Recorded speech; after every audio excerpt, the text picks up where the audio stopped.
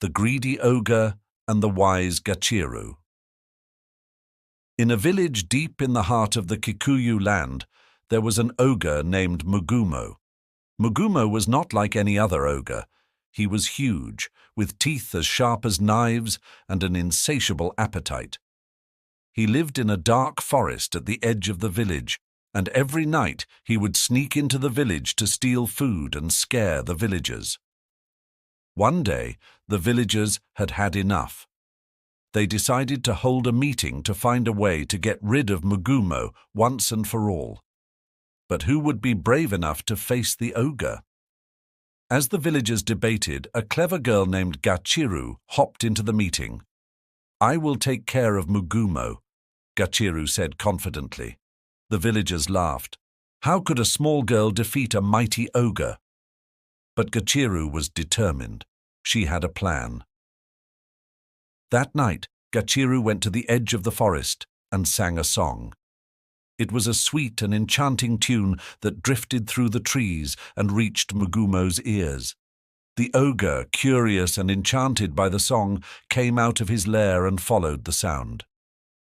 "Mugumo, Mugumo, so big and so strong, but even the mighty can be wrong. Come, come, follow the tune, under the light of the silver moon." Mugumo followed the voice until he came upon Gachiru, sitting calmly by a large pot of honey. The ogre's eyes widened with greed.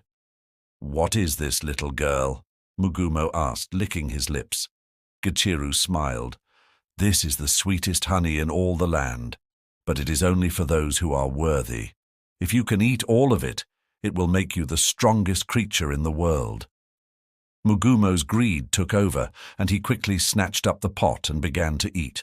But the honey was thick and sticky, and the more Mugumo ate, the more he became stuck in the pot. Soon he couldn't move at all.